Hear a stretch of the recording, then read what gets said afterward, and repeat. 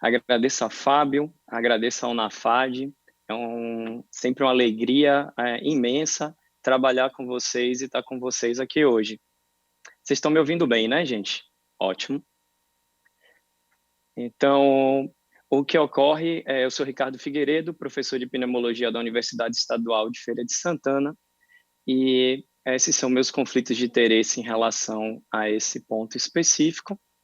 E eu queria compartilhar com vocês, na verdade, que tosse crônica realmente é uma entidade extremamente complexa e que facilita bastante quando nós encaramos isso como uma síndrome multifatorial dentro de uma equipe multidisciplinar com a abordagem das multifacetas relacionadas aos aspectos fisiopatológicos relacionados à doença. Então, nós precisamos parar de desmembrar a entidade tosse crônica dentro das subespecialidades e encarar isso como um todo.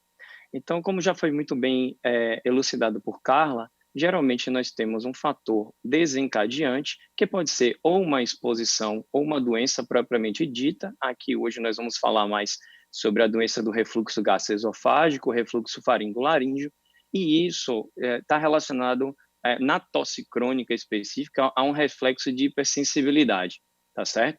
Esse reflexo de hipersensibilidade ele pode ser um reflexo central, inerente ao próprio paciente, ou pode ser uma disfunção laringea. Mas o que eu quero mostrar para vocês é que isso envolve, na verdade, uma modulação tanto de receptores centrais, tá certo? Que pode estar na laringe, podem estar na transição diafragmática, mas também receptores periféricos presentes na carina, tanto a carina principal e na carina secundária. E é muito importante entender que principalmente quando essa tosse ela dura acima de 8 a 12 semanas, na maioria das vezes é uma entidade multifatorial, que, que envolve esses gatilhos que eu conversei com vocês, os receptores, tanto periféricos quanto centrais, inclusive a modulação cortical da tosse, que também é muito importante nesses pacientes. Então, é uma entidade realmente bastante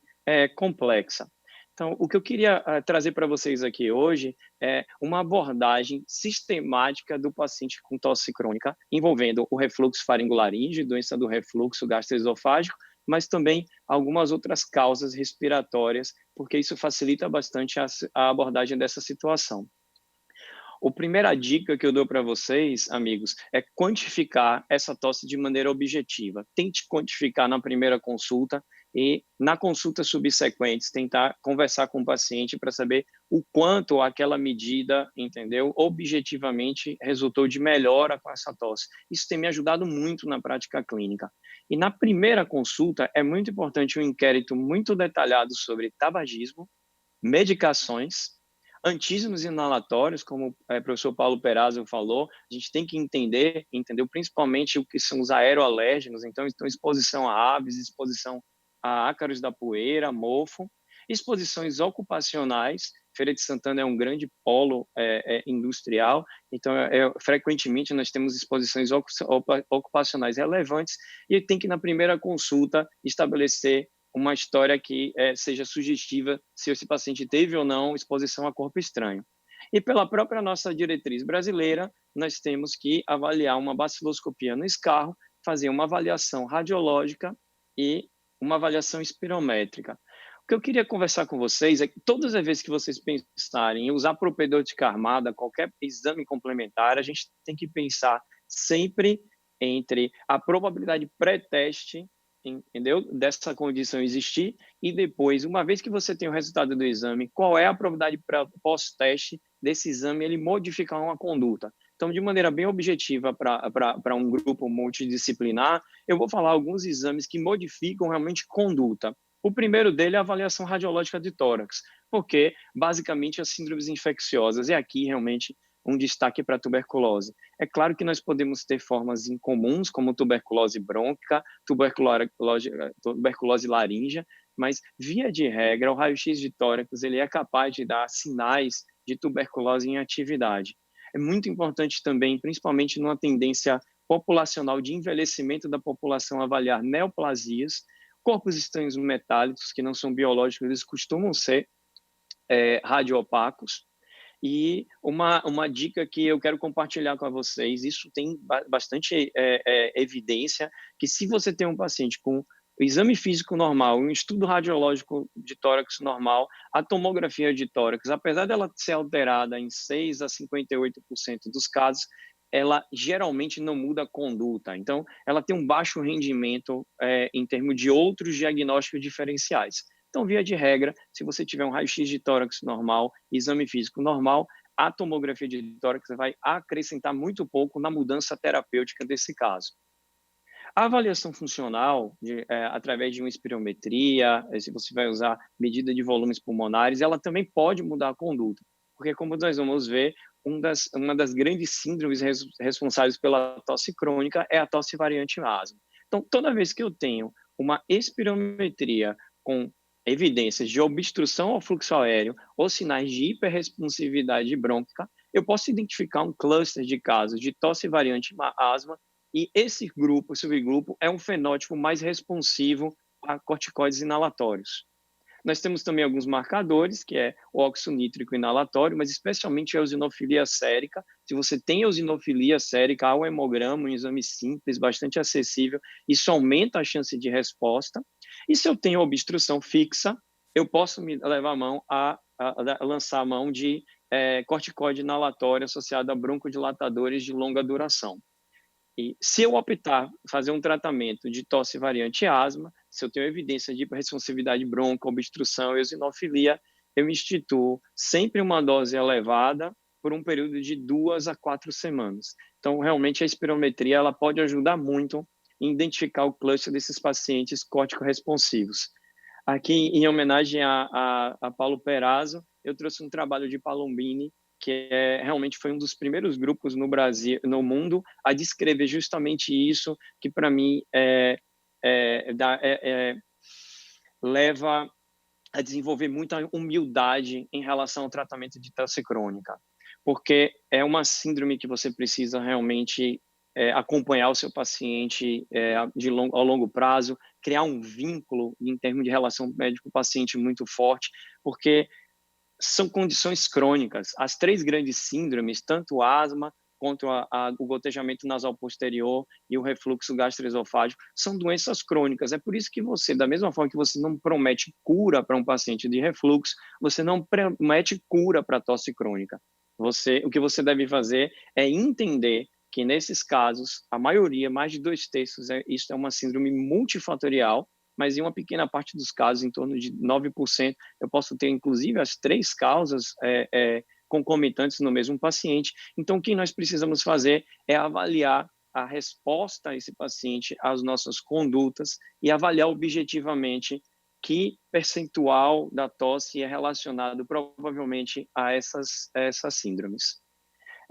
Queria chamar a atenção também, a partir do momento que eu me apaixonei por tosse crônica, eu naturalmente me apaixonei pela parte da gastroenterologia, que podia me ajudar a entender um pouco mais esses sintomas. Então, junto com um grupo, com a gastroenterologia, eu tenho um orgulho muito grande de fazer parte desse grupo. Eu entendi que desmotilidade e sintomas respiratórios, elas estão intimamente relacionadas. E talvez, dentro do refluxo, esse seja o subgrupo mais complexo da gente mudar, porque eles respondem pouco a IBP e também eu tenho pouco benefício de cirurgia, mas eu tenho que entender esse subgrupo. Eu tenho que entender que a desmotilidade esofágica ela está aumentada no grupo com sintomas respiratórios, tosse ou dispneia. Durante a manometria, é interessante, se tiver uma queixa respiratória, que o gastroenterologista ele realize a medida das pressões esofágicas na fase inspiratória também. Então, você pede para o paciente fazer uma inspiração profunda. Geralmente, você vai observar uma redução da pressão esofágica no grupo onde você tem mais tosse e dispneia. Isso levará a um maior gradiente entre as pressões intragástricas e intraesofágicas durante a inspiração, que é justamente durante esse processo que eu vou ter maior chance de ter um refluxo faringolaríngeo. Nós temos grandes meta-análises já, esse é um exemplo delas, como Carla já mostrou antes, mas o mais importante, essa meta-análise foi publicada no CHEST em 2013, Foram 8 estudos com IBP, 1 com ranitidina, mas eu acredito que eles conseguiram representar bastante nesse diagrama, de maneira bastante elegante, o nosso dilema na prática clínica.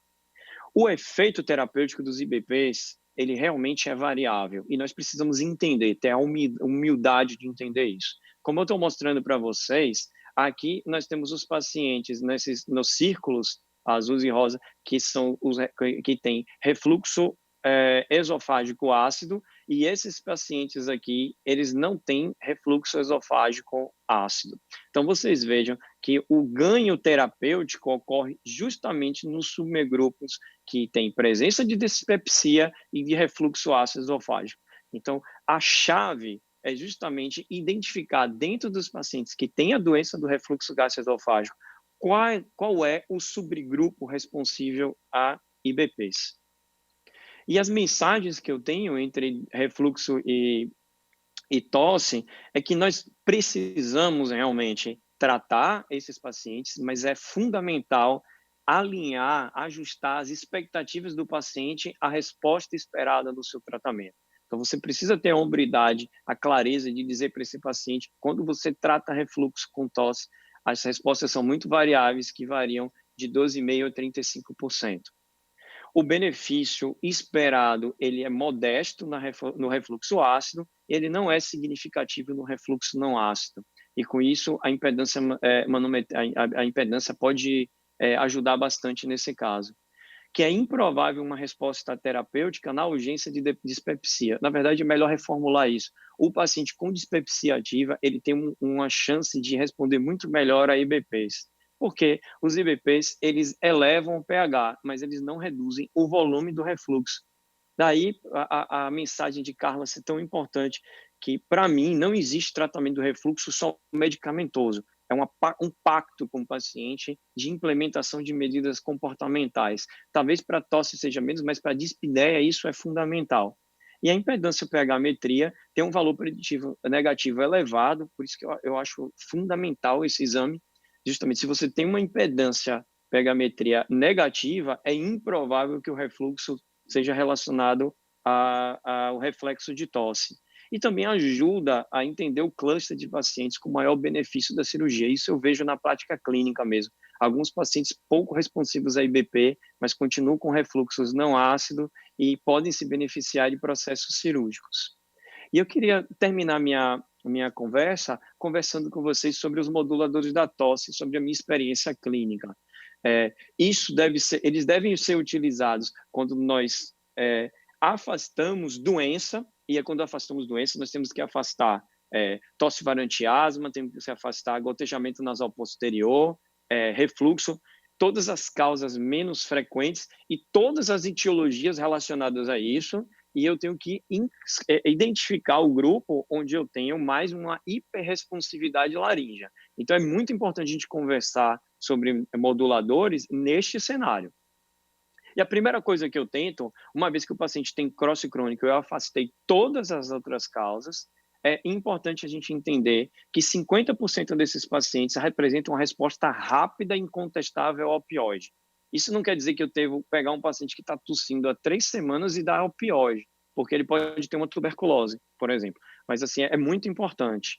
E a diretriz europeia de 2020, ela orienta que a gente use morfina de 5 a 10 miligramas 2 vezes ao dia para tosse crônica refratária. A codeína seria a segunda opção. A morfina, a gente tem algumas dificuldades em termos de receituário de prescrição, mas ela tem uma resposta melhor realmente do que a codeína, tá certo? E a gabapentina, quando nós pensamos assim, realmente existe essa resposta de até 75%, mas na minha experiência as doses são muito mais elevadas. Eu tenho que chegar à dose de 900 miligramas, muitas vezes, para ter uma resposta significativa. Isso gera uma série de efeitos adversos. Eu posso ter também boas respostas com pregabalina. Eu opto por essa droga quando o paciente também tem alguma causa de dor crônica. E eu posso também, entendeu?